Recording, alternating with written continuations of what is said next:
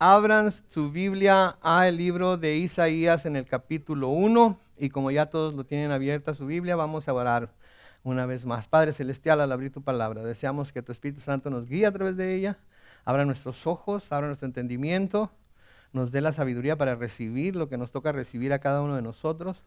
Si hay algo que no sea para nosotros, Señor, entonces ayúdanos a discernir si a lo mejor no lo estás dando para comunicárselo a alguien en amor y en verdad, para que ellos sepan de lo que estamos hablando aquí. Así es que bendice a tu pueblo aquí en el santuario, bendice a tu pueblo que nos está viendo en YouTube Live y en Facebook Live, y Señor, que tu pueblo crezca y se acerque más a ti por lo que hoy vamos a estudiar. En el nombre glorioso de Cristo Jesús. Y todos decimos...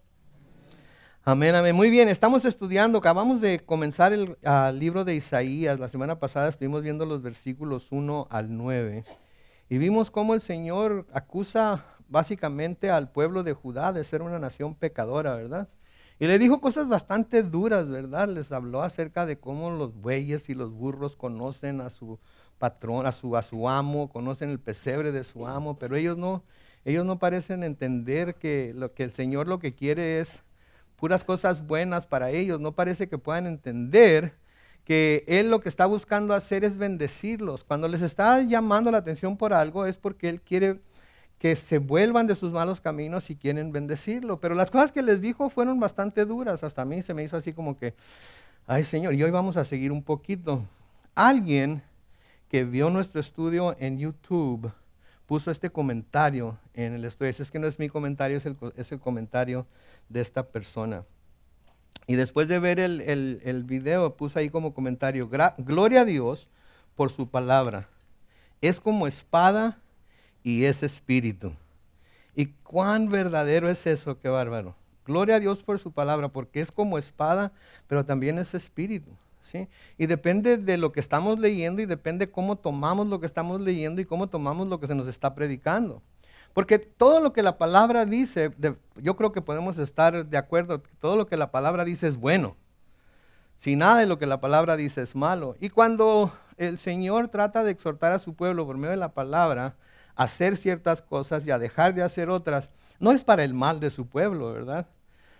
Cuando estamos chavalos, cuando estamos jóvenes, a menudo creemos que las restricciones y límites que nos ponen nuestros padres es porque nos quieren aguadar la fiesta, ¿no es cierto? Es porque quieren que seamos amargados y como ellos ya vivieron su juventud y no la aprovecharon, ahora no nos van a dejar aprovecharla a nosotros y lo único que quieren hacer es, como decimos en inglés, hold us down, ¿verdad? No quieren que tengamos ningún tipo de diversión, etcétera, etcétera, ¿verdad? No voy a preguntar lo que estaba pensando, pero en fin, eso es lo que hacemos. Y creo yo que el pueblo de Dios a menudo eso era lo que hacía. Si miraba todo lo que Dios le decía en su palabra y lo miraba como que Dios los quería controlar, a tal grado de que no quería que se divirtieran, no quería que tuvieran fan, no quería que fueran como las otras naciones, ¿sí? Una de las excusas como jóvenes que teníamos es que todos mis amigos lo hacen, todos mis amigos se visten así, ¿verdad? Y lo que a veces el pueblo de Israel decía, pues todas las otras naciones lo hacen y no les dicen nada, ¿verdad? Pues sus padres, por ejemplo, nuestros padres no les decían nada a nuestros amigos. ¿Por qué no les decían nada a nuestros amigos? Porque no era su padre, ¿verdad? Nos encargamos de nuestros hijos, así Dios no les decía nada a otras naciones porque no eran sus hijos, no los había escogido, a ellos sí los había escogido y les llamaba la atención constantemente para que se volvieran a Él cuando se estaban descarriando, porque sabía que si se apartaban de Él iban a tener que sufrir, como vamos a ver, y que de hecho ya empezamos a ver en los libros de Reyes, pero aquí todavía no llegamos a esa parte. En Hebreos capítulo 4, en el versículo 12, Hebreos 4, versículo 12, dice lo siguiente. Creo que lo van a poner en la pantalla. No. Denme una chancita, ¿sí? Ahí está. Ok. Ya me había asustado porque yo sabía que lo había puesto. Hebreos 4, versículo 12 dice: la palabra de Dios es viva y eficaz y más cortante que las espadas de dos filos, pues penetra hasta el partir el alma y el espíritu, las coyunturas y los tuétanos, y discierne los pensamientos y las intenciones del corazón. Creo que por eso a menudo cuando leemos la palabra de Dios, se nos predica la palabra de Dios, estudiamos la palabra de Dios, nos sentimos tan mal como nos sentimos y nos enojamos tanto como nos enojamos, porque no podemos esconder nada de ella. No podemos esconder nada de ella y nos corta, nos atraviesa, nos corta, nos hace sentir mal a veces por lo que se nos dice en ella. Es inevitable. Sí, la palabra de Dios es como una medicina, ¿sí? Es como sal, por así decirlo. Es algo que es un agente purificador y cuando una cortada es purificada para que sane, la cortada arde. Y a menudo la palabra de Dios es así. A veces la palabra de Dios puede ser difícil de oír y difícil de aceptar, pero de igual manera la palabra de Dios cuando la leemos en su totalidad y buscamos entenderla, trae vida a quienes la buscan y la ponen por obra. Trae vida a quienes la buscan y la ponen por obra. ¿Sí? Trae vida a aquellos que buscan entenderla y buscan saber cómo es que lo que estamos leyendo aplica a nuestras vidas hoy. Trae vida, trae sanidad, trae fortaleza. En el Salmo 19, los versículos 9 al 11, Salmo 19, versículos 9 al 11, noten lo que dice: recuerda las promesas que me hiciste, en las cuales he puesto mi esperanza. En mi aflicción, ellas son mi consuelo. Noten, pues tu palabra me infunde nueva vida. Entonces, ¿sabes? Podemos estar tristes, podemos estar caídos, pudimos haber cometido un error, pudimos inclusive haber pecado contra el Señor. Pero luego leemos su palabra y vemos todos los lugares en los que Él ofrece perdón y reconciliación. Y eso trae nueva vida a nosotros, nos da una nueva vida. Por eso es importante que aun cuando hayamos fallado, estemos en la palabra. Porque a menudo cuando fallamos, cuando caemos y le fallamos a Dios, lo primero que hacemos es apartarnos de la palabra, apartarnos de la iglesia, dejamos de cantar alabanzas, hacemos todo lo contrario a lo que deberíamos hacer porque creemos que porque le fallamos a Dios otra vez, no va a recibir lo que hacemos. Sí, pero es el peor error que podemos cometer. ¿Sí? Caer y luego apartarnos de Dios, apartarnos de sus caminos, apartarnos de su palabra, apartarnos de todo ello. En el Salmo 119, los versículos 103 y 104, noten lo que dice: cuán dulces, Salmo 119, versículos 103 y 104. Ahí está. Cuán dulces son tus palabras en mi boca, son más dulces que la miel en mis labios. Tus mandamientos me han dado inteligencia, por eso odio toda senda de mentira. Noten cuán dulces son tus palabras en mi boca. ¿Sí?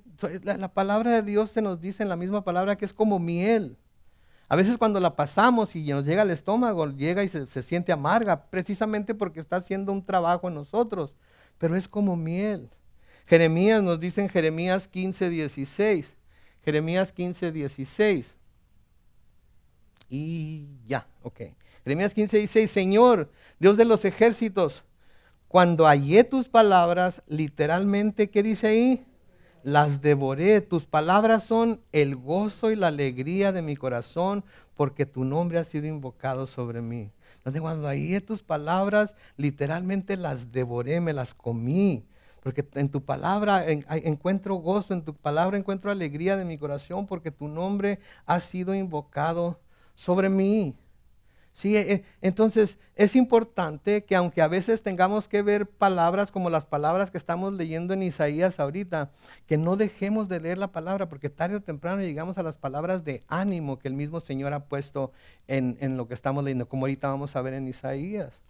Sí, en Mateo 4 y el versículo 4, Mateo 4, versículo 4, dice lo siguiente: Jesús respondió, escrito está, no solo de pan vive el hombre, sino de ¿qué? De toda palabra que sale de la boca de Dios. ¿De cuántas palabras? Toda palabra. Toda, la que nos hace sentir bien con nosotros mismos y la que nos hace sentir mal con nosotros. Si no podemos quitar las palabras que no nos gustan, no podemos quitar las palabras que son dichas contra nosotros, contra nuestro comportamiento, cuando lo que estamos haciendo va en contra de Dios, porque Dios sabe que tarde o temprano va a tener que obrar de la misma manera que obró con Judá y con Israel. ¿Sí? En nuestro estudio de hoy, el Señor aún tiene algunas palabras duras para el pueblo de Judá y la ciudad de Jerusalén. ¿sí? Porque de nuevo está acusándolos. Esto es antes de que se los hayan llevado cautivos, antes de lo que se los haya llevado en exilio. A través del profeta Isaías les está advirtiendo que si no cambian, eso es precisamente lo que va a pasar. Entonces sigue él con estas palabras duras para el pueblo de Israel y para el pueblo de Judá y para la ciudad de Jerusalén. Pero vamos a ver que en lugar de condenarlos inmediatamente por su pecado, les hace una invitación a que se arrepientan y cambien la dirección en la que van. ¿Okay? Esa es una característica de Dios, que Dios podría condenarnos en el instante que cometemos un error, en el instante que pecamos contra Él. Él podría mandar un rayo a partirnos y acabar con nosotros y se acaba el problema, ¿no es cierto? Pero nos da chance, nos advierte. De alguna manera vemos en su palabra de nuevo, de alguna manera escuchamos una predicación, cantamos un canto que nos recuerda de su bondad y su gracia. Y es Él, a través de su bondad, llamándonos al arrepentimiento. Así es que sí, está lidiando duramente con Judá y con Jerusalén, pero al mismo tiempo, en lugar de condenarlos inmediatamente por su pecado, les hace una invitación a que se arrepientan y cambien la dirección en la que van, para no tener que disciplinarlos. Noten en el versículo 10 de Isaías 1. Versículo 10 de Isaías 1. Noten con lo que comienza. Dice: príncipes de Sodoma, oigan la palabra del Señor. Pueblo de Gomorra, escuchen la enseñanza de nuestro Dios. Ahora, Sodoma y Gomorra ya no existían para este tiempo. Sodoma y Gomorra ya habían sido destruidas muchos años antes. Ya no había quedado nada de Sodoma y Gomorra. De hecho, si se acuerdan, uno de los versículos anteriores que leímos dice que si Dios no hubiera dejado un remanente de judíos, hubieran sido como Sodoma y Gomorra. En otras palabras, no hubiera quedado nada. Entonces, ¿por qué se refiere aquí al Señor a Sodoma y Gomorra? Si ya había sido destruidas por el Señor, ¿sí? Lo que está tratando de hacer aquí es que está tratando de llamar la atención de los líderes y del pueblo de Judá, y los está asociando a ellos con los príncipes, ¿sí?, de Sodoma, ¿sí?, con el pueblo de Gomorra. Está diciendo, ustedes quieren ser igual que Sodoma y Gomorra. Es lo que está diciendo. Les está hablando al pueblo de Judá, le está hablando a Jerusalén, pero les está diciendo, tú quieres ser igual que Sodoma y Gomorra. Eso es lo que tú quieres, eso es lo que dice tu comportamiento. ¿Sí?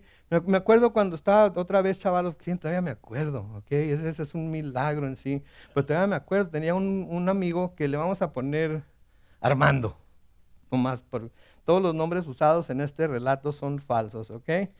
Y si alguno se parece a lo que estoy diciendo, es mera coincidencia, no es que él desconozca, pero tenía un amigo que, vamos a decir, se llamaba Armando, y este era mi más...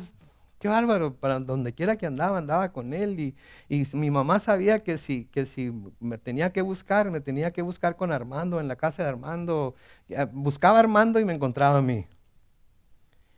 Y mi amigo Armando tenía padrastro, y yo tuve padrastro, muy buen padre, pero no era mi papá biológico, fue mi papá de crianza, muy buen padre, sin embargo. Me acuerdo que mi mamá, cuando me juntaba con este amigo, me decía, sí, lo que pasa es que tú quieres ser igual que el Armando. Así como él se rebela contra su papá, porque no es su papá, quieres rebelarte contra tu papá, porque no es tu papá también. Y a mí me daba tanto coraje eso, porque no era cierto. Yo amo a mi papá. Él siempre nos cuidó, siempre, claro, como joven me caía gordo porque pues me quería poner restricciones y límites y me regañaba y ¿sí me entienden? No les voy a decir que no, pero no lo odiaba ni quería ser como el Armando, simplemente el Armando era muy buen amigo mío. Y lo que pasa es que quiere ser como el Armando. Y esto es lo que Dios les está diciendo a los príncipes de Judá y de Jerusalén. Lo que pasa es que ustedes quieren ser igual que los príncipes de Sodoma. Ustedes quieren ser igual que Gomorra. Por eso los llamó así, porque les estaba echando una encarada de que querían ser igual que ellos, de que no se acordaban lo que les había pasado a esos pueblos por su rebelión, por su maldad, sino que querían ser igual que ellos. ¿Sí? Entonces, como mi mamá me decía a mí, ¿quieres ser igual que el Armando? Eso es lo que está diciendo el Señor aquí. Pero Sodoma y Gomorra ya no existían. Versículo 11 sigue diciendo, el Señor dice... De nuevo, acuérdense, se está refiriendo a los príncipes, a los líderes, al pueblo de Judá y de Jerusalén. El Señor dice, ¿Para qué me sirven sus muchos sacrificios? Estoy harto de holocaustos, de carneros y de grasa de animales gordos. No me agrada la sangre de bueyes, ni de ovejas y machos cabríos. Noten las palabras con las que les habla aquí el Señor a estas personas, ¿sí? Que eran su pueblo escogido. Les dice, ¿para qué me sirven sus muchos sacrificios? Estoy harto de los holocaustos y de los carneros, de la grasa de animales gordos. No me agrada la sangre de los bueyes, ni de las ovejas, ni machos cabríos. Noten, a pesar de su vida de pecado, ellos, los de Judá, los de Jerusalén, los judíos, continuaban siendo bien ceremoniosos. ¿Se dan cuenta?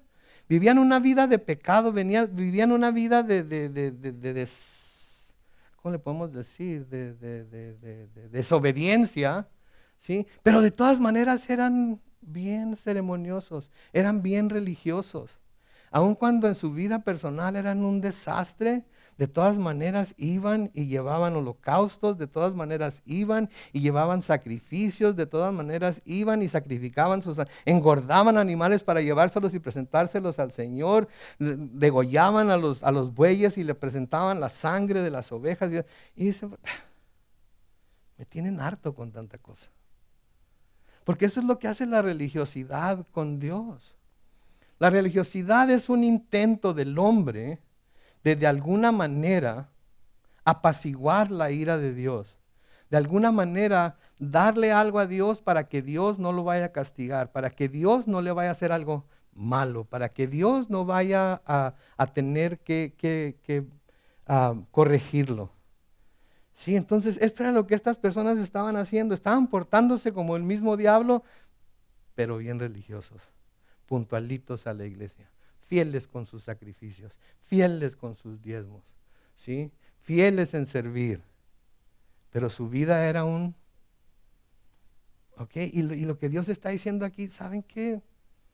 Eso no me sirve de nada. Por favor, pongámonos a pensar, esto que está mencionando Dios aquí por medio de Isaías, ¿para qué le iba a servir al Señor? Por ejemplo, holocaustos y carneros que se quemaban en el altar. Al Señor, ¿para qué? El Señor es espíritu, no come, no tiene cuerpo físico. Estamos hablando de Dios el Padre, ¿ok? No estamos hablando de Dios el Hijo, porque Dios el Hijo sí tiene cuerpo y como sabemos vamos a participar con Él de la cena, de las bodas del Cordero, entonces Él sí va a comer, pero Dios el Padre es espíritu. ¿Para qué le sirven entonces los holocaustos, los carneros, la grasa de los animales gordos? ¿Sí? ¿Para qué le sirve a Él todo eso? No le servía para nada. ¿Para qué le iba a servir? El Señor les había dado estos métodos de adoración para que por medio de ellos su pueblo pudiera tener comunión con Él. Esa era la razón por la que Dios se había establecido el sistema de sacrificios. Para que el pueblo la gente tuviera que tomar corderos y machos cabríos y bueyes engordados y etcétera, etcétera, y los tuvieran que llevar al tabernáculo cuando andaban en el desierto, o al templo cuando estaban en Jerusalén, y pudieran tener comunión con Él por medio de esos sacrificios. Esa era la razón para tener los sacrificios. No se trataba de llevar sus sacrificios, entregárselos a los sacerdotes. Aquí tienes mi becerro, aquí tienes mi cordero, aquí tienes mi chivo, lo que sea, y luego irse a sus casas a seguir con su día. Sí, presentaban el sacrificio, se preparaba, el sacerdote lo preparaba, el sacerdote lo cocinaba sobre el altar, se le daba al sacerdote su porción y luego la familia se sentaba a disfrutar del resto del sacrificio. Era un tiempo de comunión con Dios y los unos con los otros.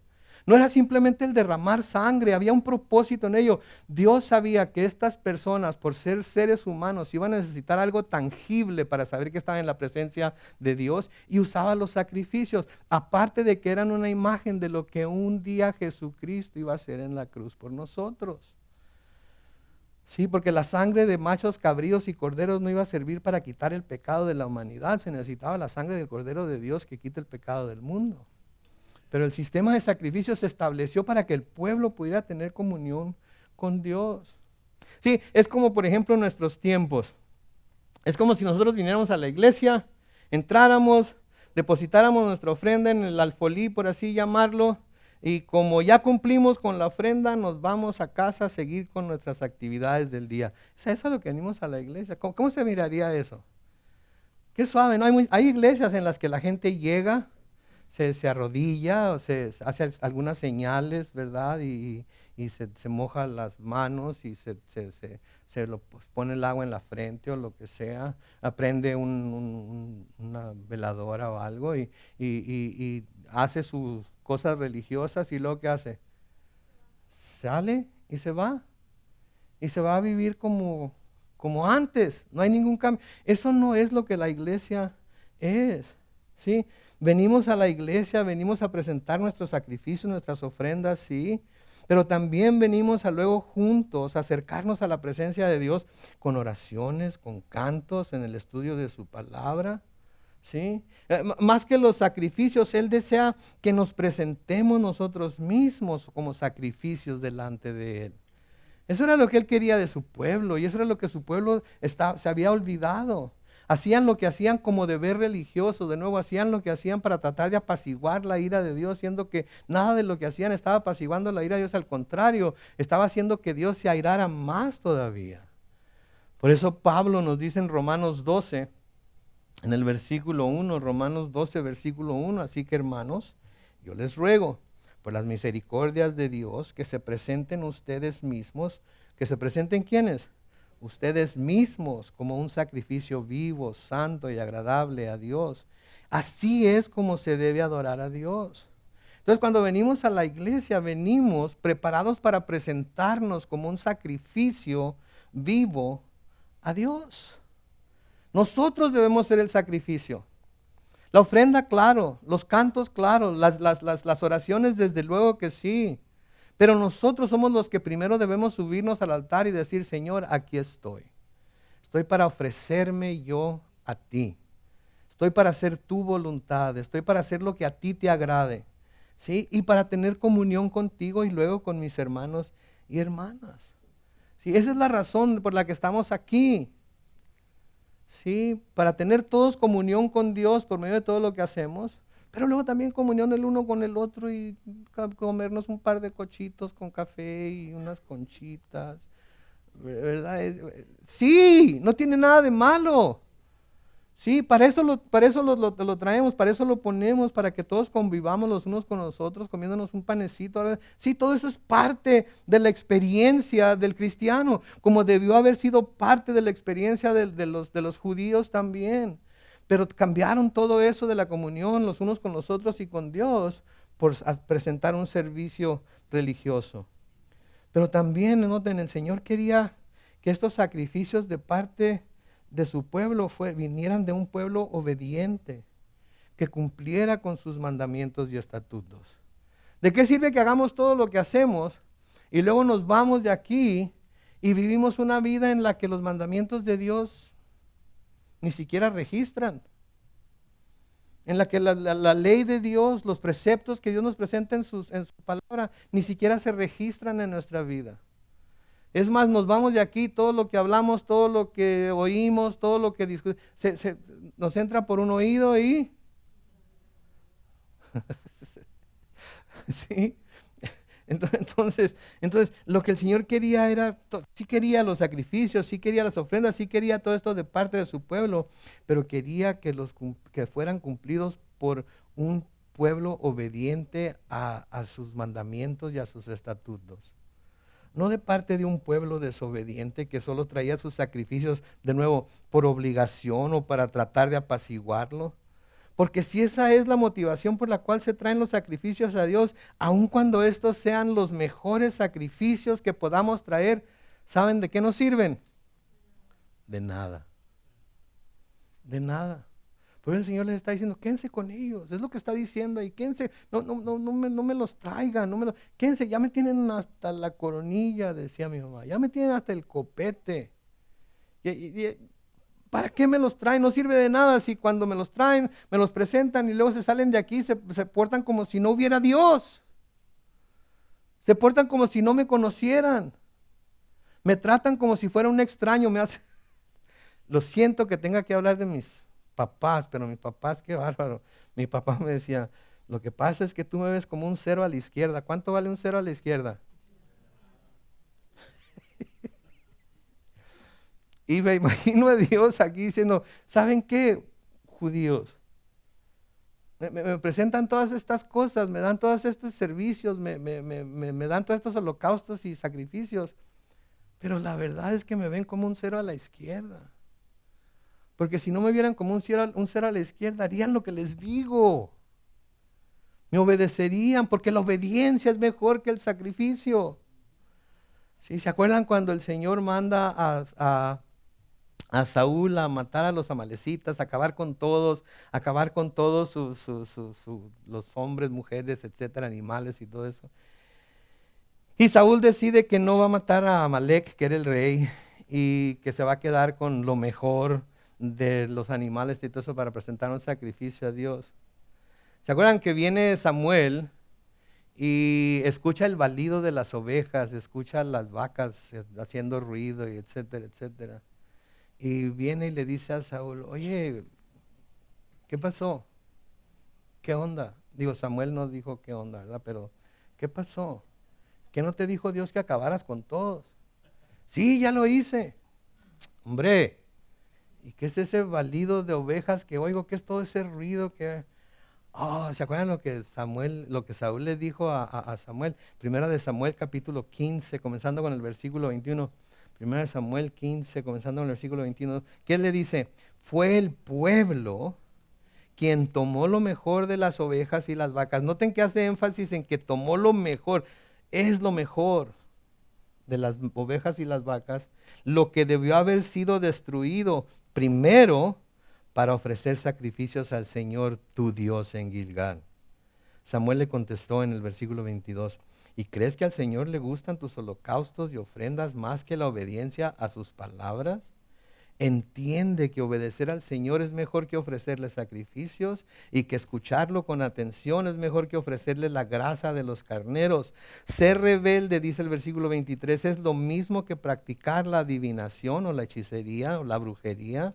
Y ser obstinado es lo mismo que ser idólatra. Puesto que tú no tomaste en cuenta lo que el Señor te ordenó, tampoco Él te toma en cuenta como rey de Israel. ¿Sí? Saúl creía que tenía la respuesta. En primer lugar, no fui yo. En primer lugar, yo ni vela tengo en el entierro. En primer lugar, fue el pueblo el que tomó lo mejor de las ovejas. Porque el pueblo que es muy devoto a Dios quería darle los mejores sacrificios. ¿Para qué matarlos si los podemos dar sacrificios a Dios? Pues ¿para qué matarlos? Porque Dios les dijo que lo hicieran. De nuevo, ¿Dios para qué quiere sacrificios? ¿Dios para qué necesita todo eso? Dios no lo necesita para nada. Entonces le dice, sería mejor que hubieras obedecido y no que presentaras sacrificios. Y mis hermanos, déjenme decirles algo que no se dice muchas veces, pero es mejor ser obediente que presentarle sacrificios a Dios. Es mejor ser obediente que dar todo tipo de ofrendas y riquezas y promesas y servicio y todo eso. Y si alguien si a alguien le llega el pensamiento, entonces ¿para qué lo hago? Ahí se revela el corazón de la persona en realidad. Porque ¿qué nos dice? Que está haciendo lo que está haciendo, no porque ama a Dios, sino porque cree que lo que está haciendo de alguna manera va a evitar que Dios lo castigue por la forma en la que está viviendo. Por eso es la palabra de Dios, por eso es una espada de dos filos, porque revela nuestro corazón. Revela lo que estamos pensando. Nos revela las motivaciones que nos llevan a hacer las cosas que hacemos. Nos llevan a pensar, es cierto, ¿por qué estoy aquí yo ahora? Y pónganse a pensar, háganse esa pregunta ahorita. Cada uno, en su propia mente y corazón, pregúntense, ¿por qué estoy aquí ahora? Y el próximo domingo cuando estamos en la iglesia, pregúntense, ¿por qué estoy aquí hoy? ¿A qué vine? En serio. Porque si la motivación, si lo que nos lleva a la iglesia no es el estar en la presencia de Dios, no es mostrarle nuestro amor a Dios, no es agradecimiento a Dios, si es más que un deber religioso, algo que hacemos porque pues eso es lo que nuestra familia ha hecho desde hace mucho tiempo, ir a la iglesia los domingos en la mañana, etcétera. Entonces la motivación de nuestro corazón no está donde debe estar. En Oseas capítulo 6 y el versículo 6, el Señor por medio del profeta Oseas dice, lo que yo quiero es misericordia y no sacrificio, conocimiento de Dios más que holocausto. Lo que yo quiero es misericordia. ¿El Señor necesita nuestra misericordia? ¿Misericordia para quién entonces? Los unos para con los otros. Los unos para con los otros. Lo que el Señor está diciendo es, sean misericordiosos los unos con los otros. Aunque a veces se hagan daño, aunque a veces se lastimen, aunque a veces te hagan cosas que nunca esperaste que te hicieran, tú también a veces haces cosas que nunca se esperó que tú hicieras. Entonces lo que tú quieres que tengan para contigo, cuando hagas esas cosas que nadie esperaba que tú hicieras, que es misericordia, tú preséntaselos a los demás. Cuando el Señor dice lo que yo quiero es misericordia, no está hablando de misericordia para Él, está hablando de misericordia los unos para con los otros. Padres para con los hijos, hijos para con los padres. ¿Sí? Tenemos que mostrar misericordia.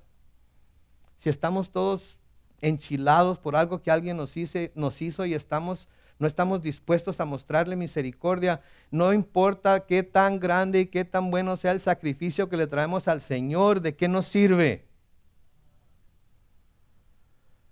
Pues entonces no traigo nada. Ok, ese es tu corazón, está bien, está bien. No. Al único que se estás haciendo daño es a quién. A ti mismo. ¿Sí? A ti mismo. ¿Sí? Miqueas nos dice en Miqueas 6, comenzando con el versículo 6. Noten lo que dice. Fíjense bien en cómo se presenta esto. Miqueas le dice a Israel, tú Israel preguntas, ¿con qué me presentaré al Señor? ¿Con qué adoraré al Altísimo? ¿Debo presentarme ante Él con holocaustos o becerros de un año? Déjenme detenerme ahí. Lo que el pueblo está preguntando aquí es, ¿qué quiere Dios de mí? ¿Qué más quiere? Eso es lo que estaba preguntando el pueblo de Israel. Ok, Miqueas, dime, ¿qué fregados quiere Dios entonces de mí? ¿Qué es lo que está esperando? ¿Qué espera de mí? Dime para yo darlo y así ya quitarme esta carga de encima. Y eso es lo que está diciendo Israel. ¿Con qué me presentaré ante el Señor? ¿Cómo adoraré al Dios Altísimo? ¿Debo presentarme ante Él con holocaustos y con becerros de un año? Noten el versículo 7. ¿Le agradará al Señor recibir millares de carneros o 10,000 ríos de aceite? Y luego noten, se desespera el camarada, dice, ¿qué? ¿Debo darle mi primogénito a cambio de mi rebelión? ¿Le daré el fruto de mis entrañas por los pecados que come? ¿Se fijan lo que están diciendo los israelitas? ¿Qué le tengo que dar a Dios? Pastor, dígame, ¿qué le tengo que dar a Dios para estar bien con Él y ya no preocuparme por nada? Eso es lo que están preguntando los israelitas ahí. Y es lo que preguntan, ok, díganme por favor, ¿qué es lo que tengo que hacer para quitarme a Dios de encima? Es lo que dice, es lo que está diciendo. Otra vez con mis jefes, ahí dejen eso. Otra vez con mis jefes, me acuerdo, mi jefe me regañó porque llegué bien tarde, hasta el siguiente día de visitar a la novia. Y me estaba esperando. Ya, ¿saben cuántos años tenía? Ustedes díganme si era justo mi jefe. Tenía 17 años. Yo era un hombre hecho y derecho. Ya trabajaba. Ya me ganaba mis billetes. Y no llegué hasta el siguiente día. Y me estaba esperando el jefe sentado en la mesa. ¿Y dónde andabas? No te imaginas la preocupación que tenía tu madre por ti. ¡Sas! Sin pensarlo. Ande pues. Tengo dos opciones aquí. O me aviento y lo tumbo, pero si no lo tumbo me va a dar hasta por debajo de la lengua, ¿verdad? Y luego fui con mi hija, ¿qué quiere mi papá pues? ¿Qué quiere que haga? ¿Qué le puedo dar para que ya de una vez me deje en paz? Tú sabes cómo es tu papá. Esta es su casa y aquí vas a obedecer sus reglas. Así tengas 17 o tengas 37 años. Así es que si no quieres que tu padre es muy sencillo. Ahueque el ala. Pues luego se ponen a sacar cuentas, ¿no? Renta tanto, agua tanto, teléfono tanto, pago del carro tanto, aseguranza. No, pues no.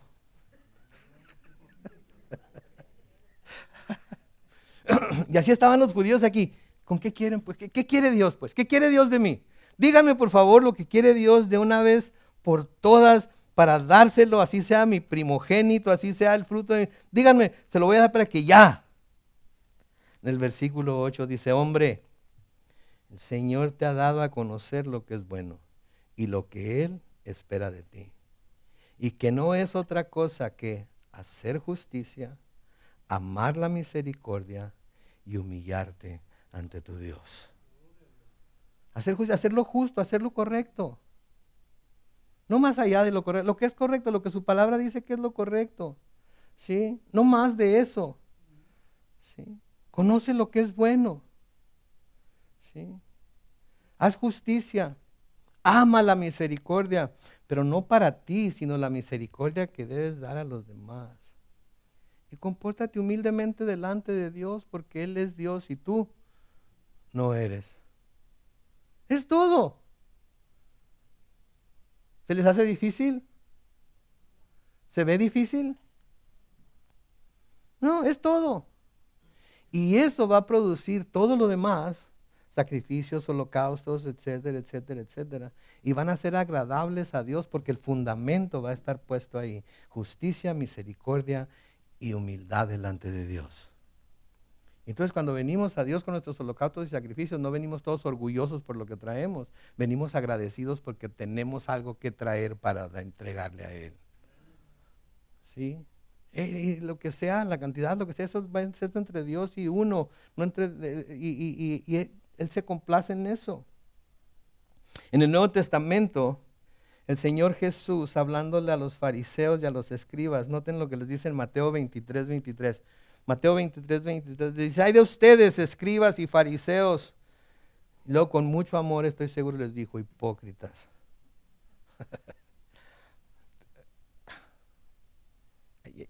Yo sé que mucha gente no se imagina al Señor estando enchilado, pero aquí yo creo que está, ay de ustedes, escribas y fariseos hipócritas.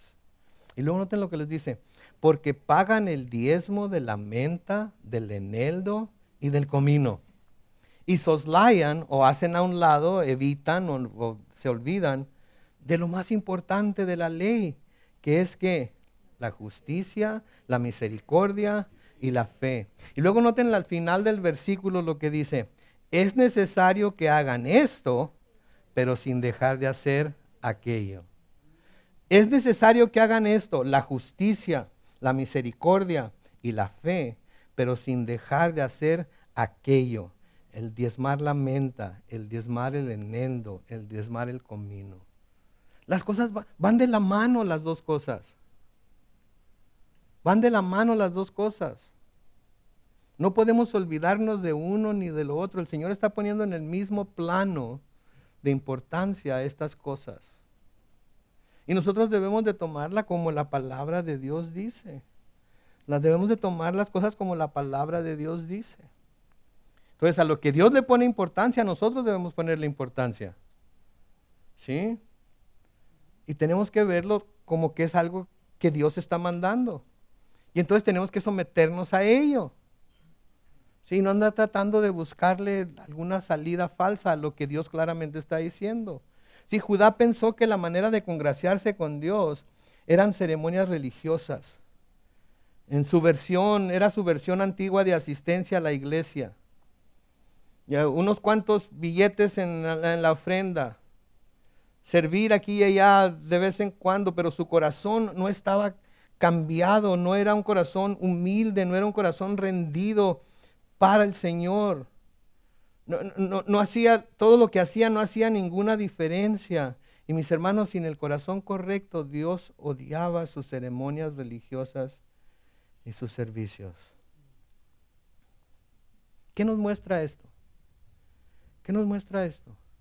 Que Dios juzga no solo el aspecto exterior de nuestros actos piadosos, sino más importante aún, juzga la actitud de nuestro corazón cuando los llevamos a cabo. Entonces, Dios no juzga solamente el aspecto exterior de nuestros actos piadosos, sino más importante aún es que Él juzga la actitud de nuestro corazón cuando los llevamos a cabo. Y gloria a Dios que Él es el único que lo puede hacer, ¿no es cierto?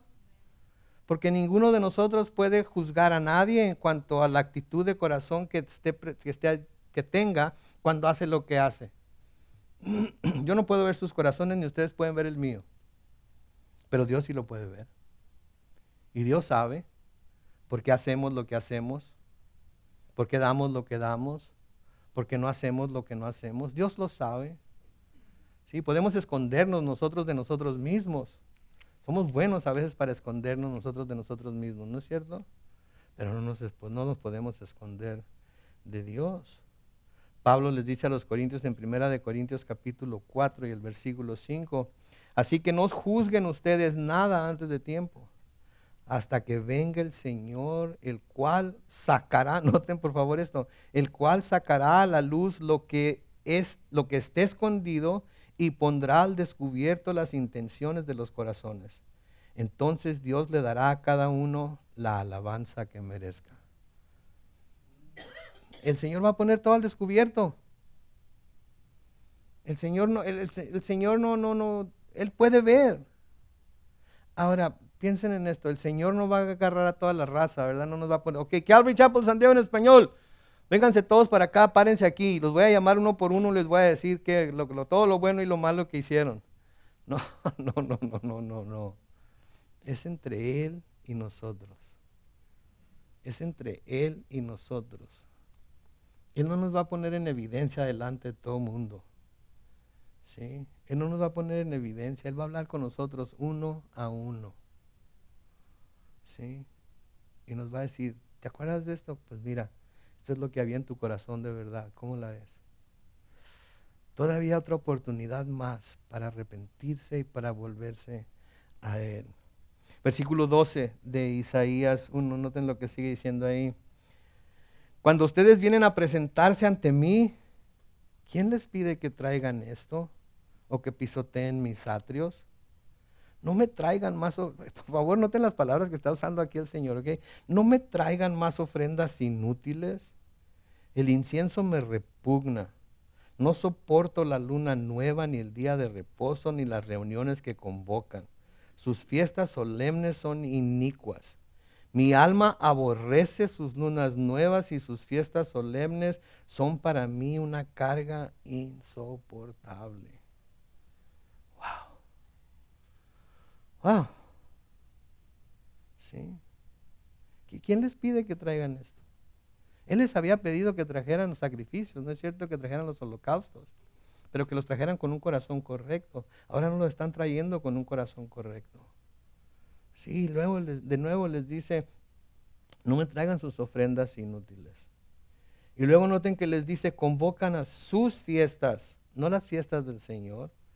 No porque no las celebraban en la manera, con la mecánica, con la metodología que decían las Escrituras, sí, porque no lo hacían de corazón, no lo hacían por agradecimiento, no lo hacían reconociendo, honrando a Dios, lo hacían religiosamente. Mi alma aborrece, noten, sus lunas nuevas, no mis lunas nuevas. Y sus fiestas solemnes son para mí una carga insoportable. Pueden leer acerca de estas fiestas, por ejemplo, si quieren leer más acerca de las lunas nuevas, lean Números 28, 11 al 15. Si quieren leer del día de reposo, lean Éxodo 31, 14 al 17. Si quieren leer acerca de las diferentes fiestas que los judíos debían celebrar durante el año en honor del Señor, lean Éxodo 23, 14. Todo está bien estipulado ahí, todo está bien descrito ahí, todo está claramente dicho para que ellos pudieran seguir las instrucciones de Dios. No era como que les estaba pidiendo algo que no les había dicho. Estas fiestas y sacrificios estaban siendo condenadas como inútiles porque el pueblo no lo hacía por amor y por honrar a Dios, sino como actos religiosos que usaban, de nuevo, para darle a Dios lo que ellos pensaban que pedía y no se fuera a enojar con ellos. Les digo algo, mis hermanos, no tenemos que hacer nada para tratar de mantener contento a Dios. ¿Escucharon eso? No hay nada que tengamos que hacer para tratar de mantener contento a Dios. Si estamos tratando de mantener contento a Dios con nosotros, hemos malentendido la gracia de Dios.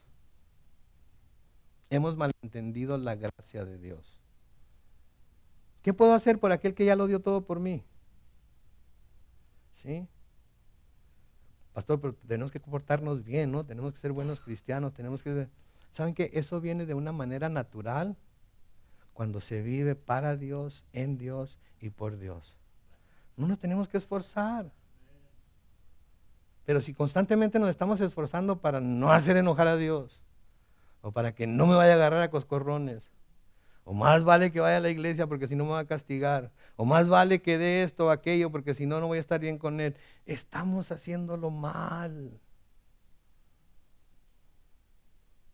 Lo hacemos porque lo amamos a Él, porque Él es nuestro Padre. Él cuida de nosotros, ¿sí? Entonces noten que Dios se refiere a los días de fiesta y a sus días de fiesta, ¿sí? Están sus días de fiesta, sus lunas, etcétera, etcétera. Versículo 15 dice, cuando ustedes tiendan las manos hacia mí, yo apartaré de ustedes mis ojos, y cuando multipliquen sus oraciones, no las oiré, pues tienen ustedes las manos llenas de sangre. Y luego noten lo que les dice, lávense, límpiense, aparten de mi vista sus malas acciones, dejen de hacer lo malo y aprendan a hacer lo bueno. Busquen la justicia, reprendan a los opresores, hagan justicia a los huérfanos y defiendan los derechos de las viudas.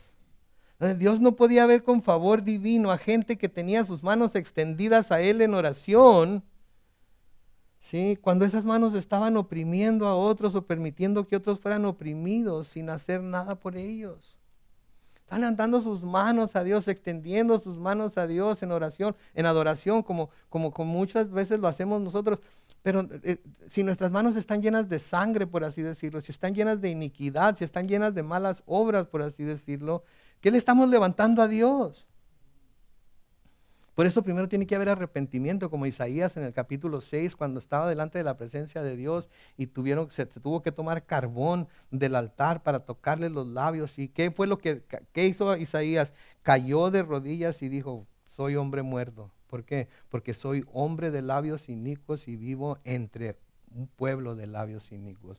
Primero tiene que haber confesión, tiene que haber arrepentimiento, tiene que haber confesión, y entonces podemos acercarnos a Dios. Entonces Dios no podía ver con favor divino a gente que tenía sus manos extendidas a Él cuando con esas manos estaban oprimiendo a otros o permitiendo que otros fueran oprimidos sin hacer nada por ellos. No sé si se acuerdan, pero en Santiago capítulo 1 y el versículo 27 dice, delante de Dios la religión pura y sin mancha consiste en ayudar a los huérfanos y a las viudas en sus aflicciones y en mantenerse limpio de la maldad del mundo. Queremos ser religiosos, ahí es en donde debemos ser religiosos, cuidar de los huérfanos y las viudas. Y ya que estamos en Santiago, abran su Biblia en Santiago capítulo 4, busquen en su Biblia Santiago capítulo 4, porque esto que el Señor les dice aquí a los judíos, a Judá y a Jerusalén por medio de Isaías, es muy parecido a lo que se nos dice por medio de Santiago, en Santiago capítulo 4, en los versículos 1 al 10. Santiago 4, versículos 1 al 10.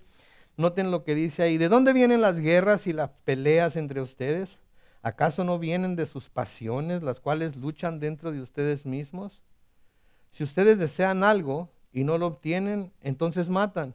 Si arden de envidia y no consiguen lo que desean, entonces discuten y luchan. Pero no obtienen lo que desean porque no piden. Versículo 3, y cuando piden algo no lo reciben porque lo piden con malas intenciones para gastarlo en sus propios placeres. Luego noten versículo 4 y siguientes, hay gente adúltera. ¿No saben que la amistad con el mundo es enemistad con Dios? Todo aquel que quiera ser amigo del mundo se declara enemigo de Dios. No crean que la Escritura dice en vano, ardientemente nos desea el Espíritu que Él ha hecho habitar en nosotros. Pero la gracia que Él nos da es mayor. Por eso dice, Dios se opone a los soberbios y da gracia a los humildes. Por lo tanto, noten, sométanse a Dios, opongan resistencia al diablo y Él huirá de ustedes. Acérquense a Dios y Él se acercará a ustedes. Límpiense las manos, pecadores, y ustedes los pusilánimes, los de doble ánimo, quiere decir, purifiquen su corazón. Versículo 9, lloren, aflíjanse, hagan lamentos, conviertan su risa en llanto y su alegría en tristeza. Y luego termina con el versículo 10 diciendo, humíllense ante el Señor y Él los exaltará. Sí, lo mismo que estaba diciendo a través de Isaías. Claramente el Antiguo y el Nuevo Testamento van de la mano y llaman a su pueblo, tanto en el Antiguo Testamento como en el Nuevo Testamento, a buscar esta clase de relación con Dios. De nuevo, esta es otra imagen de lo que es el arrepentimiento. Vean el versículo 16 y 17 una vez. Versículos 16 y 17, léanlo otra vez ahí en Isaías 1.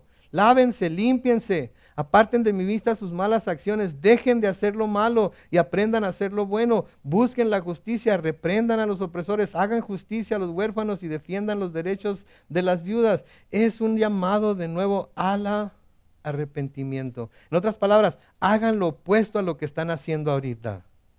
¿Sí? Hagan lo contrario a lo que están haciendo ahorita. Es lo que el Señor está llamando a Judá y a Jerusalén a hacer. Miren, mis hermanos, la disposición de la persona a hacer estas cosas es señal de que ha comprendido su error y está dispuesto a acercarse a Dios para que Él haga la obra que solo Él puede hacer en ella. La persona que se da cuenta de su error está dispuesta a arrepentirse e ir en dirección opuesta. La persona que no reconoce su error, ¿qué hace? Se amacha en su camino, ¿no es cierto?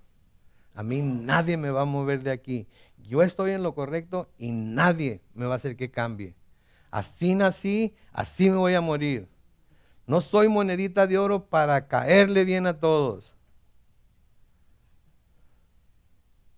¿Sí? Pero la persona que se da cuenta de su error, busca. Es como Zaqueo, ¿se acuerdan de Zaqueo? Zaqueo era chaparrito y curiosito así, ¿verdad? Y cuando Jesús pasó, etcétera, etcétera, etcétera, se subió al sicómoro, ¿se acuerdan? Y pasó por ahí Jesús y ¿qué le dijo? Zaqueo, voy a ir a tu casa a cenar hoy. ¿Y qué hizo Zaqueo? Se bajó y corrió a su casa.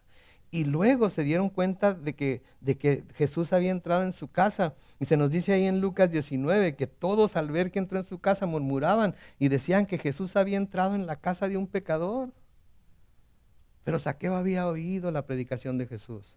Zaqueo había oído las palabras de Jesús. Y eso lo movió a desear hacer lo correcto delante del Señor. Porque una vez que escuchó lo que Jesús tenía que decir, Zaqueo, ahí en Lucas 19:8, no lo van a poner en la pantalla, pero dice esto, Zaqueo se puso de pie y le dijo al Señor, Señor, voy a dar ahora mismo la mitad de mis bienes a los pobres. Y si en algo he defraudado a alguien, le devolveré 4 veces más de lo defraudado.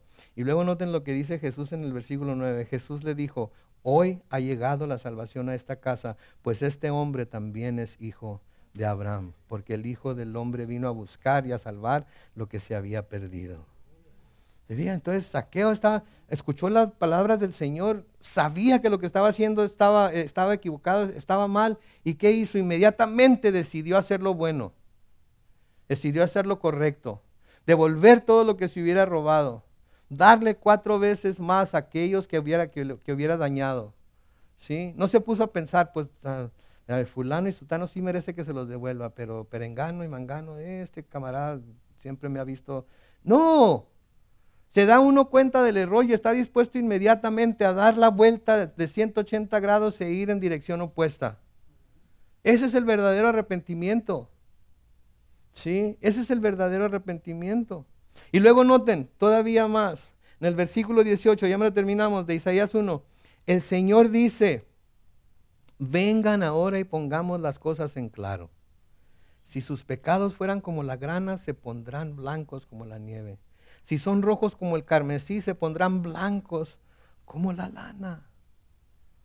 Noten, les dice todo lo que les dice, todo lo que están haciendo mal, que sus holocaustos, sus sacrificios, esto y lo otro, de nada me sirven, me tienen cansado con todo ello, ya ni me los traigan. Y luego les dice muy tiernamente, vengan, vamos a platicar, vamos a poner las cosas en claro. Miren, si platicamos y escuchan mi voz y se dan cuenta de su error, entonces si sus pecados son como la grana, se van a poner blancos como la nieve, si son rojos como el carmesí, se van a poner blancos como la lana. ¿Por qué son rojos? ¿Por qué grana y carmesí? ¿Por qué creen ustedes que dice que los pecados son grana y carmesí? Porque la grana y el carmesí son unos rojos bien brillantes. ¿Sí? No se pueden esconder. No se pueden esconder por grandes que sean, lo que sea, no importa qué tipo de pecado sea. Si ustedes vienen a mí y platican conmigo, ¿saben qué? Yo puedo hacer que esos pecados se vuelvan blancos como la lana. Yo puedo hacer que esos pecados desaparezcan completamente. Y luego noten lo que les dice en el versículo 19. Si ustedes quieren y me hacen caso, comerán lo mejor de la tierra. ¿Se fijan? Ahí está la voluntad del hombre. Ok, esto es todo lo que está mal, aquí está la lista, pero vengan, platiquen conmigo, díganme la verdad, reconozcan su error y yo los puedo perdonar. Yo los puedo perdonar, pero tienen que querer. Si no quieren, no hay nada que yo pueda hacer. Mis hermanos, si no queremos ir con Dios a pedir perdón, no hay nada que Él pueda hacer. No es que no nos quiera perdonar. Ya su Hijo derramó su sangre en la cruz para que nosotros pudiéramos obtener ese perdón. Pero si no queremos arrepentirnos e ir a pedir perdón, ¿qué puede hacer Dios? Si no queremos arrepentirnos e ir a pedir perdón a Dios, quiere decir que no queremos estar con Él en el cielo, ¿no es cierto? Y sería muy injusto Dios en forzarnos a estar con Él en el cielo si no queremos estar con Él en el cielo. Entonces por eso le dice, si quieren y me hacen caso, entonces comerán lo mejor de la tierra. Ahora, obviamente aquí se está dirigiendo a los judíos que serían llevados en cautiverio al exilio si no cambiaban su manera de ser.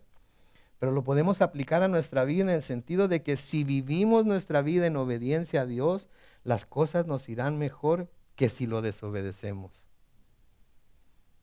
En nuestro contexto quiere decir que si nosotros vivimos nuestra vida en obediencia a Dios, las cosas nos irán mejor que si lo desobedecemos. Los que hemos vivido parte de nuestra vida en desobediencia a Dios sabemos que desde que vinimos a Cristo, si bien las cosas no han sido perfectas, son mejores de lo que eran cuando andábamos en el mundo. Son mejores de lo que eran cuando andábamos en el mundo y han sido mucho mejores, ¿sí?, de lo que hubieran sido sin Él en nuestra vida. Aún en los tiempos de prueba, aún en las tribulaciones, ¿saben qué? Yo prefiero vivir con Él, en Él y para Él que sin Él. Todo lo que ha pasado en mi vida, todo después de que me rendí a Él, todo lo que ha pasado, bueno, malo, indiferente, no lo cambio por nada, como decía Pablo, con tal de encontrarme en Él. Porque nada vale la pena. Las penas aquí en la tierra son bien cortitas. Las bendiciones, las cosas buenas que podemos tener aquí en la tierra se van a acabar un día. Aquí las vamos a dejar. No nos vamos a llevar con nosotros. ¿Sí? Entonces, es simplemente, lo que está diciendo aquí es simplemente algo razonable, seguir a Dios. Pónganse a pensar, ¿alguna vez han oído hablar de algún cristiano que esté en su lecho de muerte, que haya reunido a todos sus hijos, a todos sus familiares, a sus amigos alrededor del lecho de muerte y les digan, ¿saben qué? Parientes, hijos, amigos, tengan mucho cuidado de no caer en eso del cristianismo, ¿ok? Pónganse truchas, que no los vayan a engañar, que no los vayan a embabucar, ¿ok? Que no les vayan a decir mentiras, que no los vayan a engañar, porque yo he seguido a Jesús toda mi vida y ahora me arrepiento de haberlo hecho. ¿Alguna vez han oído que alguien diga eso? He oído de gente que renuncia a su fe, pero no a gente que esté en el lecho de muerte, que llame a todo mundo y le diga, ¿saben qué? He seguido a Cristo por los últimos 20 años y ahora me arrepiento de haberlo seguido. Qué mala decisión tomé, qué bárbaro. Qué pérdida de tiempo fue todo eso. Qué tontería. No, no he oído a nadie nunca decir eso. Al contrario, encontramos que los cristianos en su lecho de muerte están confiando y amando a Dios más que nunca. Y sería una necedad no hacerlo, ¿no es cierto? Estamos por pasar de este mundo al que sigue. ¿De quién nos vamos a agarrar? ¿En dónde nos vamos a apoyar? Tiene que ser de Dios. ¿Sí? Y seríamos necios en no hacerlo, ¿no es cierto? Con todo lo que sabemos. Hay que hacerlo también en vida, mis hermanos. Porque mientras lo hagamos en vida, nuestra vida va a ser mucho mejor. Pero noten el último versículo de hoy, el versículo 20. Pero si no quieren y son rebeldes, serán consumidos por la espada. Sí, la boca del Señor lo ha dicho. Obviamente esto es antes de que se los llevaran cautivos. Esto es antes de que fueran sitiados por Babilonia y los tomaran presos y los llevaran. De nuevo, en contexto se está refiriendo a los judíos, dejándoles saber lo que sucedería si no hacían caso al llamado de Dios. Y que finalmente fue lo que vimos en Segunda de Reyes que les pasó. Pero en nuestro caso lo que quiere decir es que si decidimos vivir de una forma contraria al llamado de Dios, va a haber consecuencias que tendremos que sufrir que Dios nunca quiso que sufriéramos. Que Dios no tenía planeado para nosotros. Pero como si decidimos hacer lo que a nosotros nos gusta, lo que nosotros queremos, adorarlo y servirle como nosotros queramos, no como Él manda, como vimos en el estudio, entonces vamos a tener que pasar por dificultades aquí en la tierra que Dios no quería que pasáramos por ellas. Los que tenemos hijos grandes, ¿los han visto pasar por dificultades? Por inseguridades, por cosas que nunca debieron haber pasado, pero porque se aferraron a hacer algo, porque se aferraron a ir a algún lugar, o porque se aferraron a, qué sé yo. ¿Sí? Tuvieron que sufrir cosas que ustedes nunca querían que sufrieran, ¿no es cierto? Pero fueron tan tercos, fuimos tan tercos. Sí. Porque muchas veces se nos advirtió, mira, no hagas eso, mira, no andes con ese, mira, no te vayas para aquel lugar, mira que... Y ahí vamos.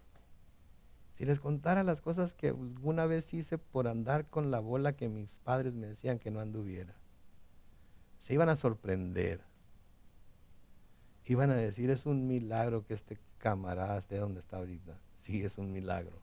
Pero creo que todos nosotros de alguna manera somos un milagro al estar en donde estamos, que si no hubiera sido porque en un momento dado reconocimos que lo que estábamos haciendo estaba mal y nos volvimos a Dios, nuestra vida fuera algo completamente diferente. ¿Quién dice amén? Yo sé, porque eso es lo que pasa. Pues sí, ahora el Señor les sigue hablando duramente, pero al final les dice, hey, vamos, vénganse, vamos a platicar. Confiesen sus pecados. Confiésenme sus pecados y yo voy a ser fiel y justo. Y les voy a perdonar sus pecados y los voy a limpiar de toda maldad. Se los he dicho antes, pero nada más hay un tipo de pecado no perdonado. ¿Saben cuál es? No, el pecado no confesado. El pecado no confesado. Pero si confesamos nuestros pecados, Él es fiel y justo. Amén. Oremos. Padre Celestial, te damos gracias, Señor, por tu palabra. Te damos gracias, Dios, inclusive por estas palabras que hemos leído hoy de parte de ti a tu pueblo, a Judá y a Jerusalén, Señor, por medio de Isaías. Padre Santo, ayúdanos a tomarlas y aplicarlas en nuestro contexto, en esta era neotestamentaria. Y ayúdanos, Señor, a no buscar servirte, a no buscar traer nuestros sacrificios, nuestros holocaustos a ti, Señor, porque de alguna manera queremos apaciguarte o creemos que eso nos va a congraciar más contigo. Ayúdanos a tener un corazón limpio, ayúdanos a tener manos limpias, Señor. Ayúdanos a buscarte porque te amamos, porque estamos agradecidos contigo por lo que has hecho por nosotros y porque un día finalmente vamos a estar contigo en el cielo para toda la eternidad. Señor, si cualquiera de nosotros hubiera pecado, hubiera caído, Señor, hubiera hecho algo que no debería de hacer o no está haciendo algo que debía hacer, Padre, hoy pedimos perdón. Venimos delante de ti, queremos ponernos a cuentas contigo. Así es que si alguno de mis hermanos y mis hermanas, Señor, tanto aquí como en Facebook Live, ahorita están orando y están diciendo, Señor, aquí estoy para ponerme a cuentas contigo.